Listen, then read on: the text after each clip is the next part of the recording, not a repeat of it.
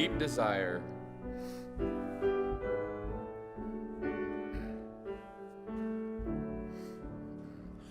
I have one deep, supreme desire, that I may be like Jesus.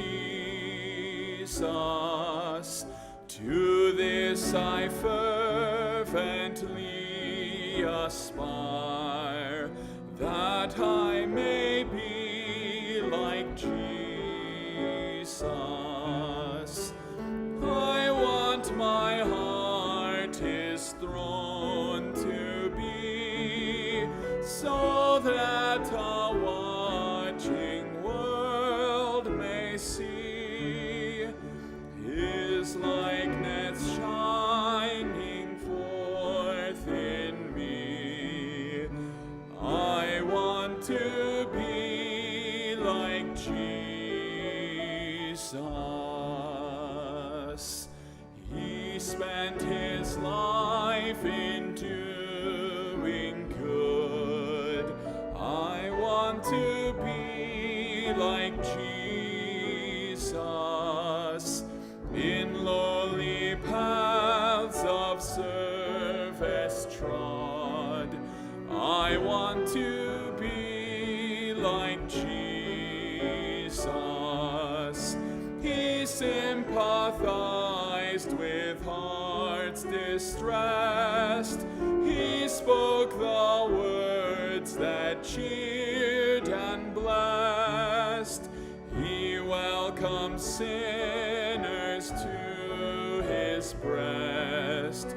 I want to be like Jesus. A holy, harmless life He led. I want to be like Jesus. The Father's will, His drink and bread. I want to be like Jesus. And when at last He comes to die, forgive them, Father, hear Him cry. For those who taunt and crucify, I want to be like Jesus.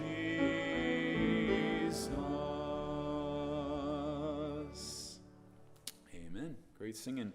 One quick thing, just I'll share before I go.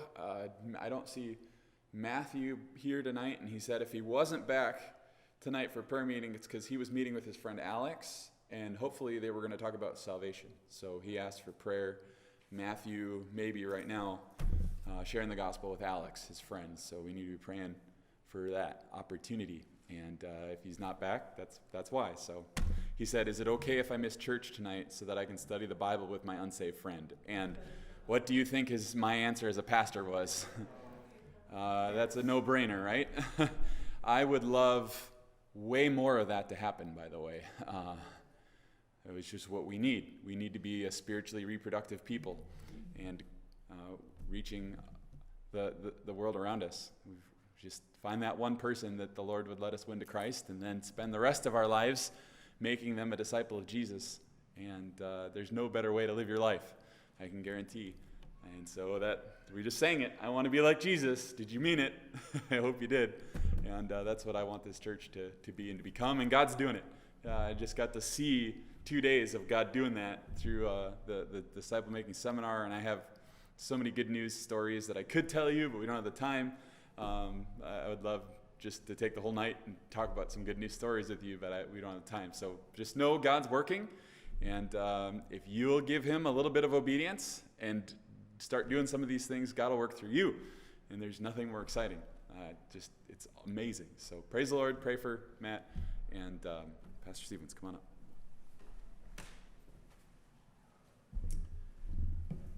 Okay, it's good to see each of you here tonight. We are in 1 Corinthians 13, if you care to turn there. We are on the same outline that we were using last week, so hopefully you saved your outline. Did anybody not get an outline? The outlines and prayer sheets are on the back table. Does anybody need one? Okay, maybe you could pick up a couple of them, and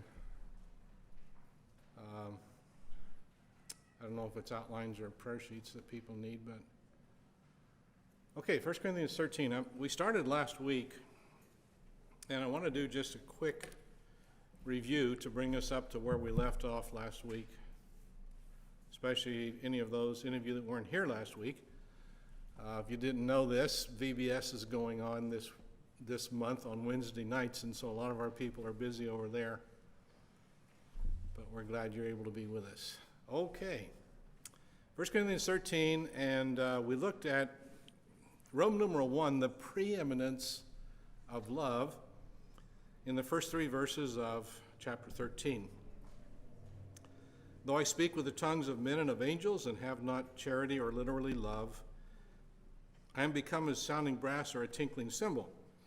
And though I have the gift of prophecy and understand all mysteries and all knowledge, and though I have all faith, so that I could remove mountains and have not love, I am nothing. And though I bestow all my goods to feed the poor, and though I give my body to be burned and have not love, it profiteth me nothing. So we looked at basically 4 things that Paul uses as examples here. And so A is over eloquence. The preeminence of love over eloquence. He refers to an individual who perhaps is a very gifted speaker. Now, I pointed out last week that the tongues of angels doesn't mean that there was a special angelic language that some people knew how to speak. For one thing, what good would it do? Because you could only talk to angels, nobody else would understand it. It's just talking about somebody who is really gifted as a speaker. And I'm sure all of you have known of people like that just, you listen to them and you think, wow, they're able to bring their ideas across so well.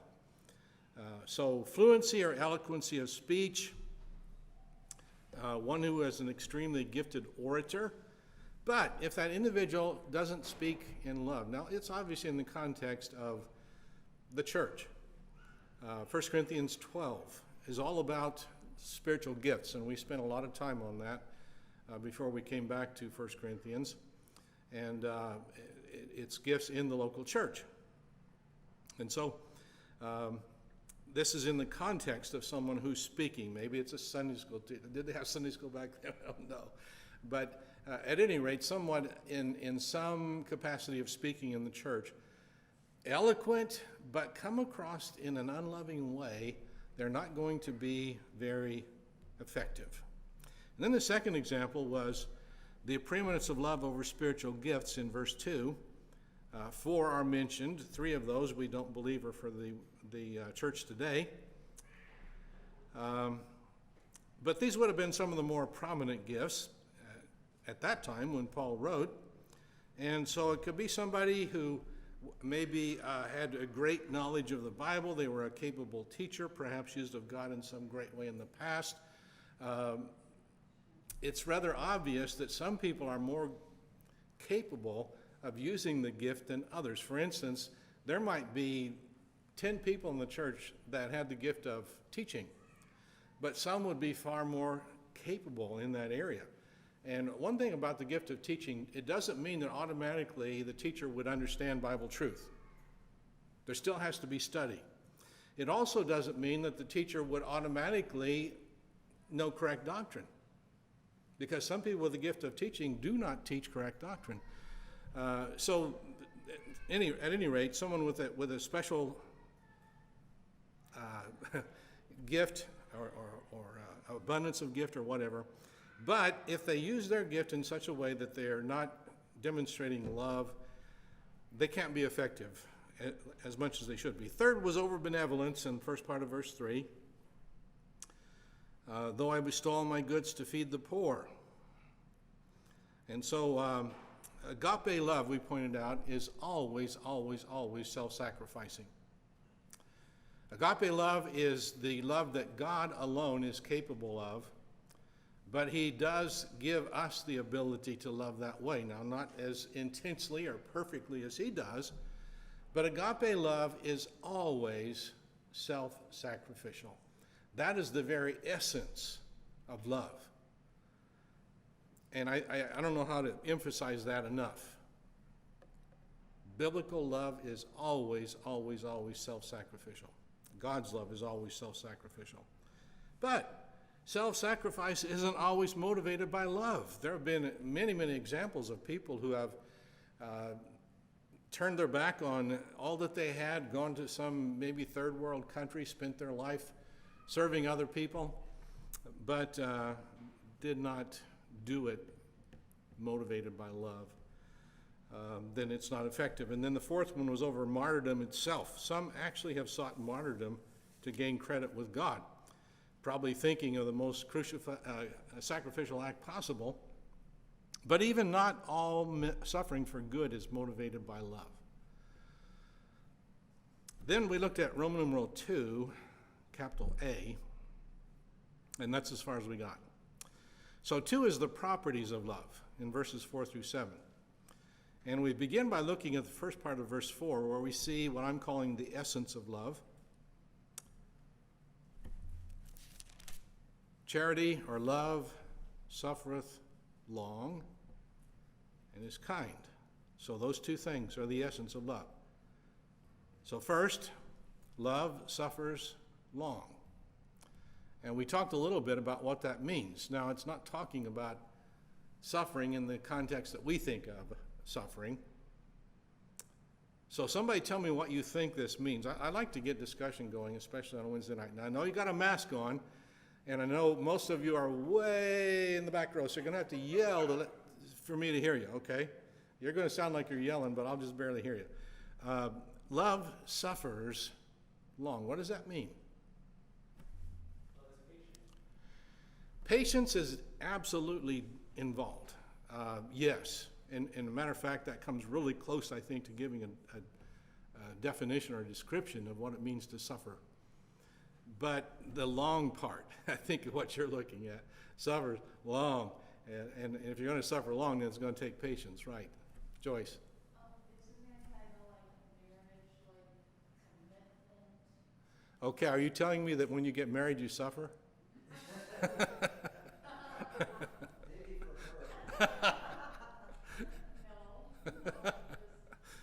boy. There's times that you suffer. You have to put up with each other, don't you? You have to, yeah, and he's put up with me for 33 years. That's, Sometimes I wonder how she manages for 43. Okay, good. Good. Okay. The word means, it describes a person who's not quick to assert its own rights. And it describes a person who does not resent an injury. They put up with people, okay? Now, that doesn't mean we just lay down and let people walk all over us. It doesn't mean that there aren't times that we have to confront somebody because they're out of line. But it's somebody who will take anything from another person. Why? One word. love. Yeah, love. Love puts up with anything, pretty much, from others. Love is forgiving instead of resentful. My oh my, so many people today, even Christians, that are just filled with resentment and bitterness and refuse to forgive. How could I ever forgive that person after all that they did? But love suffers long. It puts up with all kinds of injury, and it is forgiving. Secondly, we looked at the second one, love is kind. Love, first of all, will take anything from others. It suffers long, but then it will give anything to others. It is kind. The word kind means manageable, mild, pleasant, benevolent, virtuous, or serving. If you looked it up in the Greek dictionary, that's the definition you would get. And so love works for the welfare of others. So love puts up with a lot from others, And love gives a lot to others. It doesn't mean giving material things necessarily, and not primarily, but giving of oneself, again, which is the essence of love. Love is self-sacrificial, so it suffers long and is kind. That's as far as we got last week. So B, now we're looking at the exercise of love. And number one, what love avoids. Number one, love envieth not, in verse 4 there. Love envieth not. Now, if you use the King James, I'm sure you know that sometimes the translators translated agape as love, sometimes as charity. I don't know why, but it's the same word, so I'll call it love. Love envieth not. Love is not jealous or resentful of others. Now, let's put this in a Christian context. What might you be jealous of someone else for? Just some for instances. What might you be jealous of someone else for? We just got to, speaking of spiritual gifts, you could actually envy someone else's gift. Yeah. And 1 Corinthians talks a lot about that people were jealous of those who had the quote-unquote better gifts, and they thought, well, I'm not even part of the body, I'm not important, so I won't even bother. Okay, good. Wanda? People sometimes envy because they think, oh, gee, this person has better car than me. Yeah. Better possessions. I think I saw a hand over here. Same basic thing. Okay, we might envy a person's good looks. We might envy a person's athletic abilities. We might envy a person's intellect or education, and the list can just go on and on and on. So love is not jealous of others, nor is love resentful of others. It doesn't envy what they have, who they are, what their position is. Why? Why would that follow? That a person who loved wouldn't envy someone else. Why would that follow? Make you think tonight.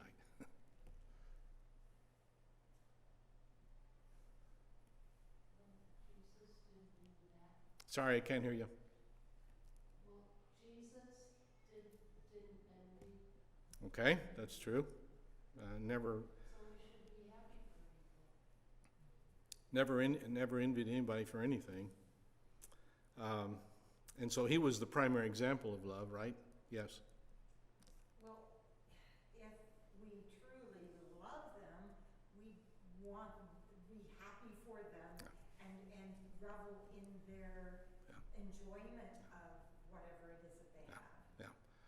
So if we do resent someone or we are jealous of someone, that's a pretty good indication that we don't love them the way we ought to, because we would want them to have that position, that ability, even those possessions, if that's within God's will for their life. And I believe along with this as well, love envieth not. Love does not desire to be superior. I envy somebody, I want to be superior to them. So these are things love avoids. And I believe that it's probably more convicting and more relevant to look at the things that love is not, because it's pretty easy to see those things in ourselves if we'll be honest with ourselves. Secondly, love vaunteth not itself. Now, what does that mean? Love vaunteth not itself. Love is not a braggart, and love is not motivated by applause. A braggart, obviously, is somebody who wants to draw attention to themselves, and we can be very subtle in our efforts to do that, to the point where we don't even maybe realize that's what we're doing. And then secondly, love is not motivated by applause. It doesn't want applause. It doesn't want glory to be brought its way. anything that God might use us to accomplish is to His glory, not to ours. And so there is no room in the Christian's life for desire to be applauded. And by that I don't mean necessarily a hand clap. And it's certainly not wrong to honor people and to thank people. We ought to. But it's talking about the person themselves. Why are they doing what they're doing? Is it because they want to be recognized? Is it because they want to be thought well of? That's not love. Why? Well, I think again the same reason. Because we want the good of the person that is being addressed. Secondly, thirdly, I guess.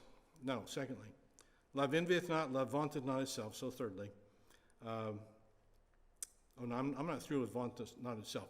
Envy is wanting what someone else has.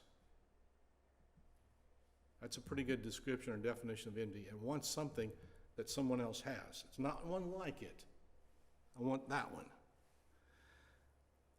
So envy is wanting what others have. Bragging is trying to make others want. What do you think? What we have. See that? I'll say that again. Envy is wanting what others have.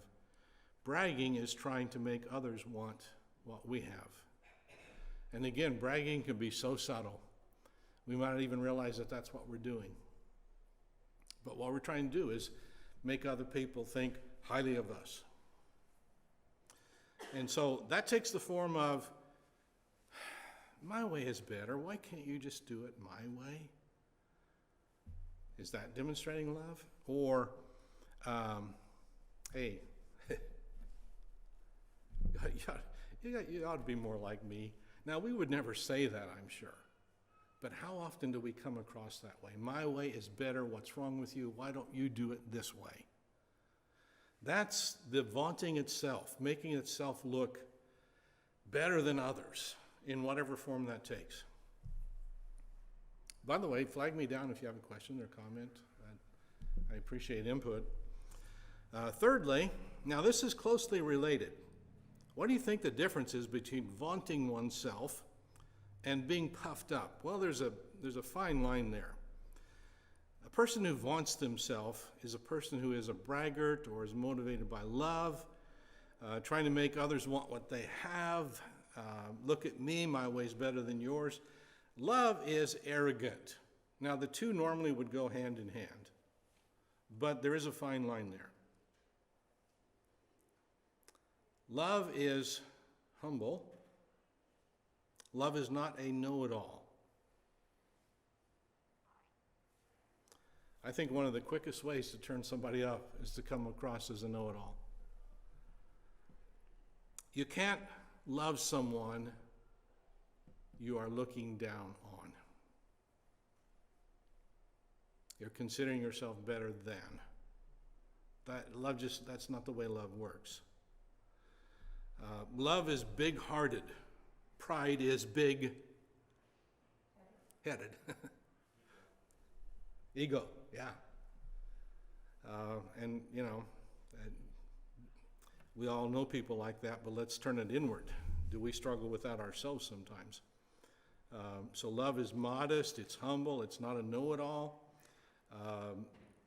And then fourthly, love doesn't behave unseemly. Now, it's not a word we normally use in our vocabulary these days, but it literally means untactfully or rudely. It can also mean indecently, but I think in our circle, hopefully at least we wouldn't see indecent behavior, but untactful or rude, downright rude. Love, on the other hand, cares about the feelings of others. And it's easy to come across that way in preaching and teaching and just everyday life in our response to one another, coming across in such a way that we're hurting people. Now, again, you can't always go around carefully weighing every single word you speak because you're afraid somebody might get offended. James tells us that offenses they're going to happen, you know. Nobody can completely control their tongue, but the loving person cares about the feelings of others, and so they're going to be careful how they talk to them. How often do we say things that are just downright rude to our husband, to our wife, to our kids, our parents, to each other? Rude and hurtful. Fifthly, love does not seek her own. Love is not always thinking, what about me? Poor me. It's all about me. That is, to me, the very essence of the sin nature, self-centeredness. Love is not out to see what they can get out of it or from it. Love is in it for what they can give. It's more concerned about how to help others and how to honor Christ than what's in it for me.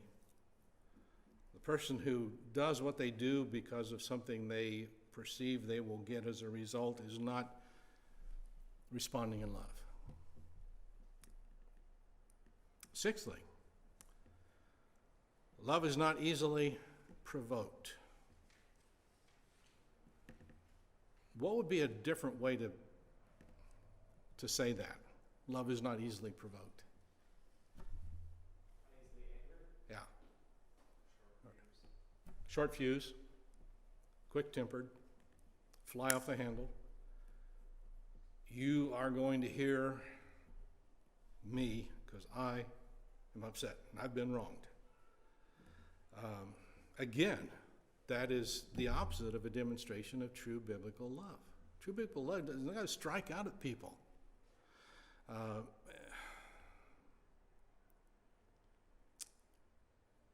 Is it easy? Are any of these things easy? You know, the flesh is strong, isn't it? On my prayer list, I know I've said this a number of times from the pulpit, on my prayer list, one of the items is love. I know my love isn't what it ought to be, and I'm asking God to help me love him better and help me love others better. Well, here is a good checklist, and something that I believe we ought to spend a lot of time on. Maybe just take one of these a day. I think it'd be a good idea. Just take one of these a day. Maybe in family devotions, maybe just by yourself, maybe both. And just ask yourself some hard questions. Am I quick-tempered? Am I easily provoked? Do I fly off the handle? What was your word? Short-fused. People are going to hear from me when things don't go my way. And pray about it. You know, spend some time asking God for victory. Sometimes I get partway through this list and I want it to stop because it's convicting, right? But there's still two more. Love thinketh no evil. Now, what do you believe that means? Love thinketh no evil. I don't believe it's somebody that sits around thinking about things that are really, really bad. Yeah. Assumes malintentions. Okay, good. It assumes the worst from other people, that it's judgmental. Okay, I think that's pretty close to what you're saying there. Good. So love is not suspicious of others. Love gives others the benefit of the doubt. Well, maybe they didn't have their coffee this morning. Instead of judging motives, I think that's what you're thinking about, Nathan. Judging motives or passing judgment on people. God's the judge, not us. The Bible makes that pretty clear. So love is not quick to assume the worst in someone else. Love is not quick to attribute evil motives to someone else. You know why he did that? Well, no, we don't really know why he did that. We might think we know. And here's another one. Love, under the idea, the category of love thinketh no evil, love does not keep account of wrongs suffered. That's another way of thinking evil of someone else. Keeping track of wrongs suffered. Now, that doesn't mean you literally write a list out, but you let that resentment build up. Finally, number 8, love rejoices not in iniquity. Love takes no pleasure in someone else doing wrong. Love does not gossip. That's another thing on my prayer list. How many times have you found yourself talking to someone and all of a sudden you get convicted? This really falls into the category of gossip. I'm judging somebody. I'm speaking evil of someone. Love doesn't rejoice in iniquity. It doesn't rejoice when somebody else falls. You know, maybe we're jealous of that person and aha, they got what they deserved. Good for them. Again, that's not loving. So all things that love avoids. Any discussion on this? Any questions, comments? Sharon? I don't know if I'm thinking about this the right way, but for my boys, when they're tempted to laugh at something inappropriate, that, rejoicing in wrongdoing or in laughing at things they shouldn't, I kind of applied it toward that. I don't know if that's kind of along the same. I think so. And I'm not exactly sure where you're headed with that, but laughing at things that are appropriate or when it's not appropriate to laugh. No, laughing at something they shouldn't because it was off color or. Something off color. Okay. And that, yeah, I think that would fall under the category of rejoicing in iniquity, rejoicing in something that, okay. And that's another form that could take. Literally rejoicing in something that is absolutely wrong. And it's certainly possible to do that. Okay, good. Thank you. Anything else? Any other thoughts there?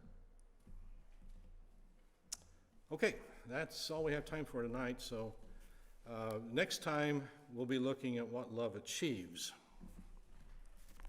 And if you want to hang on to the prayer list for next time, the outline for next time. Okay, I've got a couple of letters I would like to read. One of them is from Michelle Clater.